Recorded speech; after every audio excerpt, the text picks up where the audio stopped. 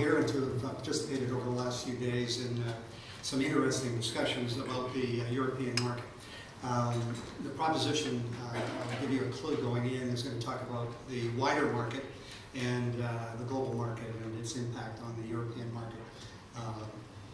Today's global market is characterized by three different geographic market regions that each have characteristics of their own and are evolving toward a gas market of the future that is to be very different than the regional gas markets of the past.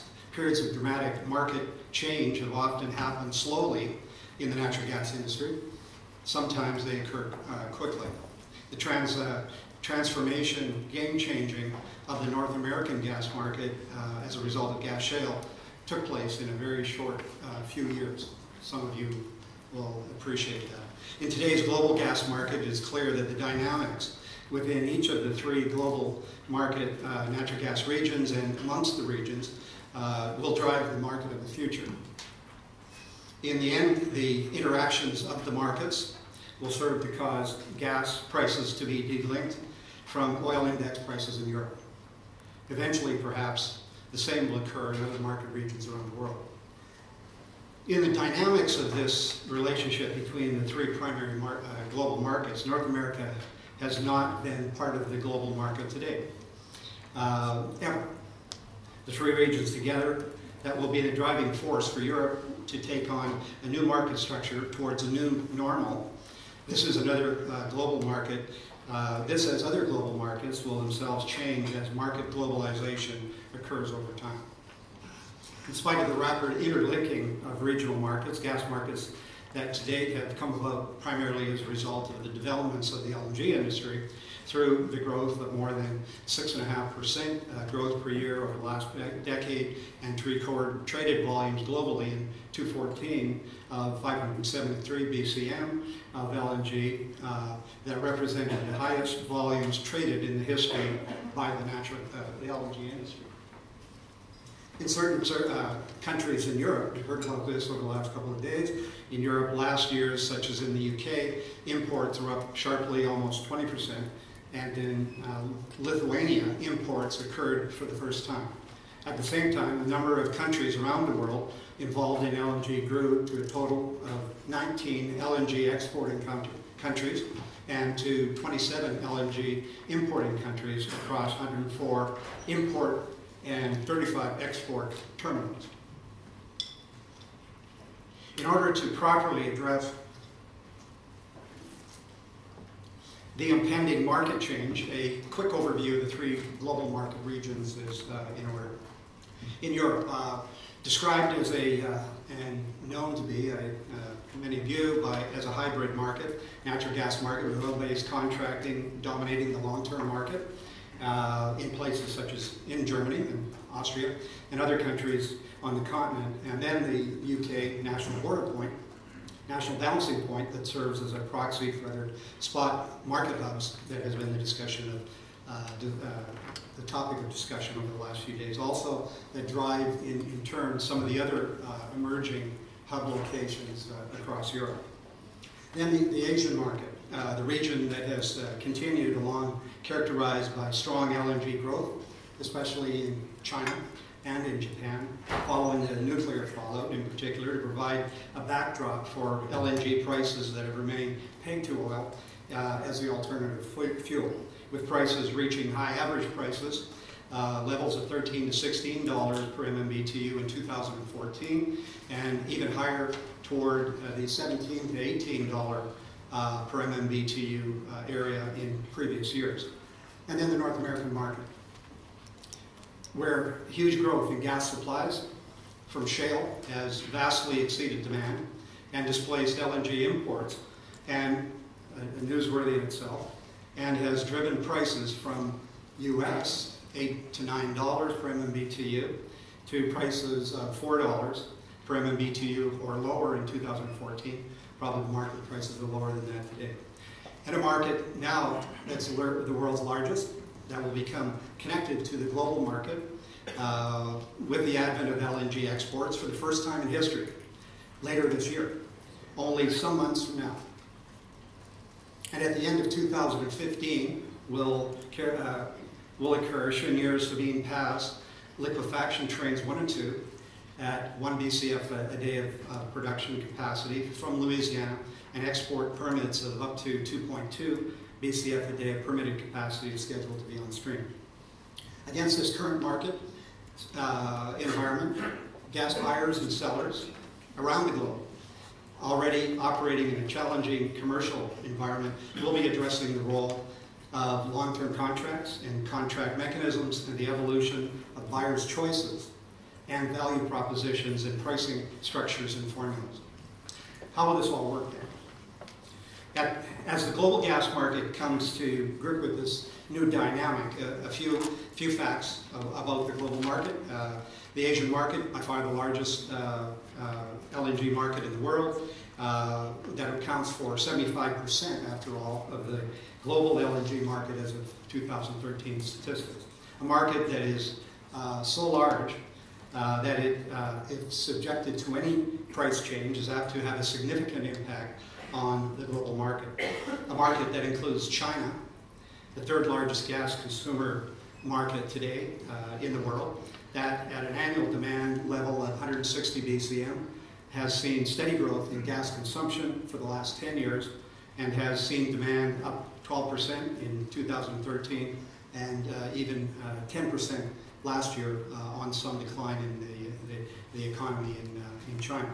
A market increasingly dependent upon gas imports for the foreseeable future in view of demand more than doubling from current consumption levels going forward.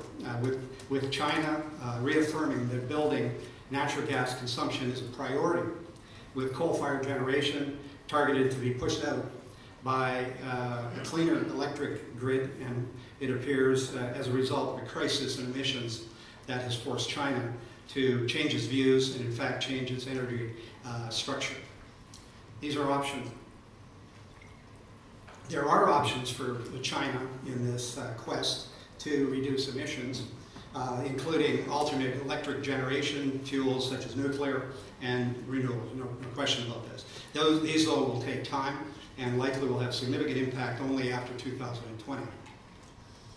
The clear and present option appears to center on reducing coal in the electric generation sector in favor of natural gas. Options exist for China to meet its growing gas supply appetite. China possesses, after all, technically recoverable reserves that currently stand at 1,115 TCF, and are the largest shale resources in the world, and more than double the technically recoverable resources of the United States. Gas shale development is on track to meet China's National Gas Development Plan for the production of shale gas of 6.5 BCM for 2015. Plans suffice it to say that challenges do exist in the gas shale industry in China, however, and it appeared that these are numerous, many of them technological, and it is of low expectation that the next targets for gas shale growth set by the Chinese government will be met by until after 2020. Gas supply in China, therefore, has to come through imports, through pipeline imports, volumes that have grown steadily and were about equal as a proportion of total aggregate imports in 2013 at levels of 27 BCM, only slightly higher than LNG imports of 24.5 BCM in 2013 again. Significantly, however, and like LNG imports, import prices, as most gas prices in Asia generally, imports are derived from prices tied to oil, and as such, the fact is oil index prices command a larger share of gas supply sold and bought in the country than exists in any other region in the world. Virtually all of the gas in China is indexed to oil index prices. All this, and now $50 oil. How does this leave the current global gas market today? Oil prices are off to a price, last time I checked, of less than $50, certainly per barrel, recently as a result of the global oil meltdown. And in January 14th, an actual day that I've looked recently, price was at $45.73 per barrel. At a common Asia-Pacific market price formula, 14.5 slope, this would equate to an LNG price of $6.63 per MMBTU at full parity. At a very low market price, and one that seems to be too low compared to the Asian LNG JKM price recorded by Platts on the same day of 9.39 on the same day. So there's a difference between market pricing in China also. It is thought more likely, however, that oil prices will recover over the midterm and perhaps sooner from these extreme market lows. A more sensible oil scenario would seem to be a price somewhere in the $75 per barrel range, a drop of, after all, 25% from the $100 per barrel price that had developed up until not too many months ago. That would be level to generate this would generate an LNG price of about $10.90 on the same slope and parity as mentioned previously.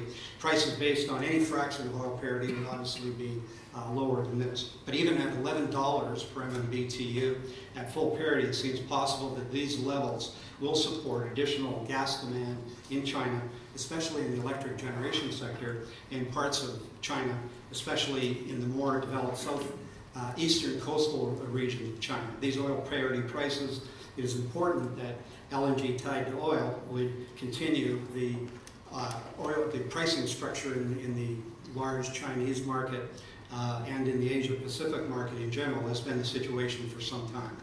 So $11 per MMBTU in Asia, such a decrease in LNG prices in the Asia-Pacific market at these levels will immediately impact the global LNG market and the industry and LNG projects around the globe.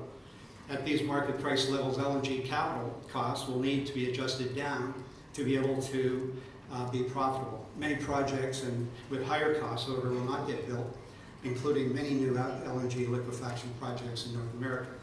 As the reduced oil index price levels, LNG supply netbacks from either Asia or Europe will become more challenging, and North American exports will largely be gone, and some brownfield projects will be better placed to proceed. Shipping costs will also be a factor.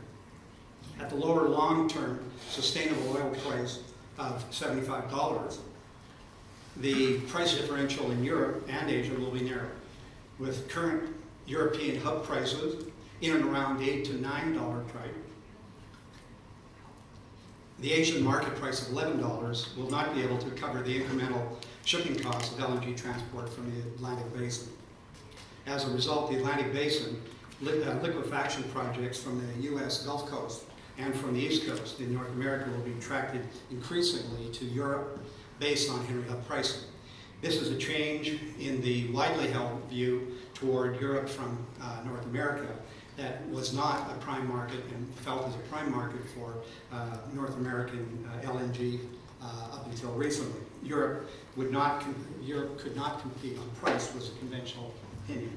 The new oil market adjustment changes this, however.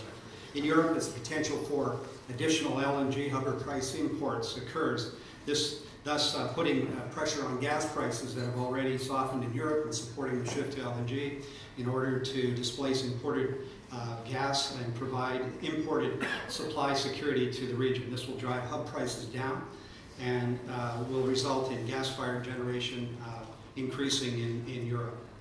More competitive LNG in Europe will still be a considerable premium to recent oil index prices, as I previously outlined, and will cause North America LNG supply to tilt to Europe as the key growth market region, at least from the most advanced projects in the Gulf and the East Coast.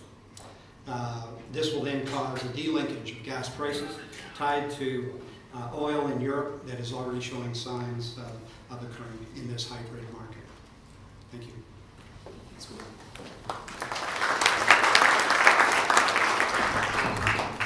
The whole debate, it became extremely ideological. It's becoming, we are arguing more and more about our beliefs on how the world should function, what is fair and what is unfair. So in my speech, I would like actually to give a different angle. I personally have nothing against hub indexation, but what I'm arguing is, look, due to the inertia of the European gas industry, due to the way how the market is structured and how the supplies are organized, it is just an objective reality that by 2020 we will still have plenty of oil indexed gas coming to the market, and it's just inevitable. So first of all, the first argument, it's not, it's actually picking up the message which was given at the first session that, look, oil linkage and delinking from oil, it's a very vague thing, because just formally, if you look at the US market, which is the most liquid, you will see actually that it still has very high correlation. It's not contractual linkage, so the prices are not linked inside the contract to the oil price. But if you look at how the oil and gas prices are fluctuating, you will see that they're going pretty close. There was huge decoupling when the shale gas revolution started, which Gordon was explaining very well. But even if you look at the right-hand side graph, you see that afterwards, again, oil and gas prices, they have very high correlation, but on the different level. So it's a very tricky thing. When you are talking about indexation and correlation, it doesn't mean the price level. It means just the price movements. And here, actually, they remain even in the US market, not speaking about European market, where actually correlation coefficient at NBP, again, it's UK, completely liberalized market with 100% hub indexation. Again, it's following oil price with a correlation of 0.86, which means that it's very high. But okay, it's just one thing, which means that we are, let's say, doomed for some correlation between gas prices and oil prices in Europe for the next, I don't know, 20, 30, 50, 40 years. But there are some other things which are actually showing that not just following oil prices, but being linked contractually to the oil prices is something that Europe cannot avoid. And this is the existing portfolio of the oil-linked long-term contracts in Europe. And you see here that they total to 265 billion cubic meters in 2020. So it's more than half of the future demand, even in the most optimistic case we can imagine for the European demand. Yeah, and Russia, which is usually accused of being the last protector of this oil indexation, actually has only half of this portfolio. The other half, it is Algeria, even Norway has a bit, Nigeria, Qatar, which was mentioned by Sergei Komlev, and the others. And actually, all of them are not very much in a hurry to refuse from the oil indexation. And even if we look just at the take-or-pay volumes, which are all these shapes of blue bars, you see that even at take-or-pay, the lowest possible, it is more than 180 BCM by 2020, which consumers must offtake. They do not have any choice, or otherwise they are paying huge penalties. So there is something, we know that there were precedents in the history in the US and the UK when long-term contracts were terminated legally through the courts. These were huge scandals and it was very painful, and actually, but these were countries which were absolutely self-sufficient in terms of gas supplies. They could afford it, just saying Algerians, we terminate our contracts, we do not need them. And then Algerians didn't send LNG to the US for many consequent years. I mean, Europe doesn't seem to be in a position to tell suppliers, forget about contracts, we just terminate them, and we do not need your gas because, you know, the level of import dependence is going to increase up to 86% or something like that. So it means that actually, and you see that European net imports in 2013, they were nearly at this level of these contracts, and we do not think that they will change dramatically in the next 5 years. So Europe is locked in these long-term oil indexed contracts. And the tricky thing is that actually now I would expect that consumers won't be very, enthusiastic about asking to move to hub-based pricing, because with the oil price being at $50 per barrel, now you see the dynamics of the oil-indexed gas prices is quite favorable. And if you look at the statistics, how consumers are now taking Russian gas, you can see quite obviously they are taking a pause, they are waiting until the prices will drop. The gas prices will drop following the dynamics of the oil prices with some time lag, and then it seems they will compensate for the volumes. So even if we assume quite optimistic for producers oil price dynamics that it will recover in the next 2 years to the levels which are acceptable for us, even then, you see that actually it's the range of $8 to $9 per MMBtu, which is absolutely competitive with the US LNG. So oil-linked prices with the current oil price, it means that actually good old contracts, they are looking quite attractive for the buyers. I would rather expect that some of the sellers might go for further increase of hub indexation, but it will actually depend on what prices signals will hubs produce in this period of time. And another argument, which is about geography. There is Europe, and it's very different. And I'm using here a table from the study made by the Oxford Energy Institute, which is based on the IGU questionnaire. And you see actually Mediterranean Europe is just 15%. Southeast Europe is just 0 share of hub indexed gas supplies. So of course it will expand from 0 to 10, from 0 to 20, potentially by 2020.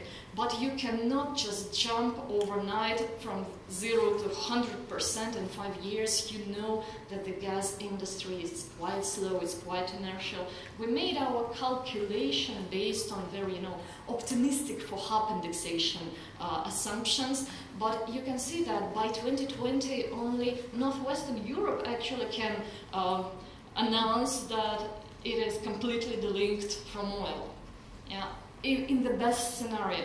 For Southeastern Europe and Mediterranean, there will be still a very, very long way to go before it is really 100% or dominating hub indexation. And the last thing, and here I want to come back to what Sergei Kovalev was arguing. Look, I'm afraid that Europeans actually do not understand, do not realize the positive role of the oil-indexed contracts, because differently from the US, which is showing very huge volatility during the last 20 years of hub pricing, Europe has only downwards volatility, price volatility, because any upward price volatility, so prices jumping up, they have a ceiling through the price of oil-indexed contracts. Because as soon as the price of gas reaches the level of price inside oil-linked contracts, if the prices are going up, consumers, they naturally go back to their suppliers and they start to offtake all this green part, which is over take-or-pay volumes, which are normally not demanded by the market, but when the prices are good for that, consumers switch to oil-indexed pricing. When the prices go down, they switch to hub-based pricing. And therefore, it's a sort of safety cushion from the upward price fluctuation, which is the most painful thing for the consumers. It's bad and painful for the producers because we are losing margins on that, but it is good for the consumers. If this disappears, it would mean that Europe will actually face similar price fluctuations as in the US. And I'm not sure that going from $2 per MMBtu up to $12 per MMBtu in 1 or 2 years is an exercise that Europe is ready to repeat.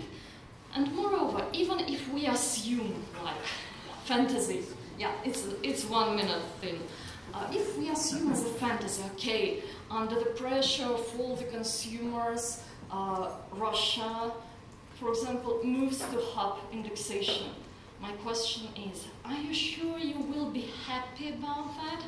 Are you sure that you want to have a dominant supplier playing with all its volumes on the spot market? I mean, you know market economics, you know that the markets can be easily manipulated if there is a huge share belonging to one supplier. And moreover, if you look at how the strategy of Russian supplies is changing now, just imagine if Russia would say one happy day, yeah, we will supply gas on the hub based in St. Petersburg, in rubles. And there will be like Gazprom competing with Gazprom Добыча Urengoy competing with Gazprom Добыча Yamburg on setting the price for all Russian gas supplies to Europe. And it will be 100% hub-based. But, I mean, this is a very tricky thing, and I have a feeling that Europeans actually did not think through how this 100% hub-based pricing could work in reality and what it would mean for the European consumers. So probably thanks God that by 2020 we still will have oil indexation. Thank you.